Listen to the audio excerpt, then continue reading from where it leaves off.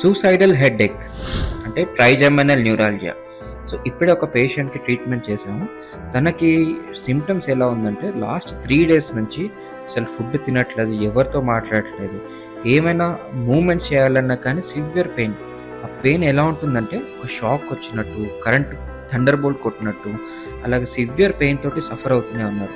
So almost ఒక 5 years నుంచి ఇలాంటి పెయిన్తోనే ఉన్నారు. బట్ మెడిసిన్స్ తోటి, లోకల్ ట్రీట్మెంట్స్, వేరే ఇంజెక్షన్స్ మెథడ్ ద్వారా ట్రై చేశారు కానీ ఎక్కడ పెయిన్ రిలీఫ్ రాలేదు. వాళ్ళు మన సెంటర్ గురించి కనుక్కొని ఇక్కడ ఆల్మోస్ట్ కర్ణాటక గుల్బర్గా నుంచి వచ్చి ట్రీట్మెంట్ తీసుకున్నారు. సో వాళ్ళకి రేడియో ఫ్రీక్వెన్సీ అబ్లేషన్ ట్రీట్మెంట్ చేశాం. సో దీంట్లో ఏం చేస్తామంటే నర్వ్ నుంచి వచ్చిన పెయిన్ని బ్లాక్ చేస్తాం. సో పెయిన్ అనేది సెన్సేషన్ తెలియకుండా ఉంటుంది.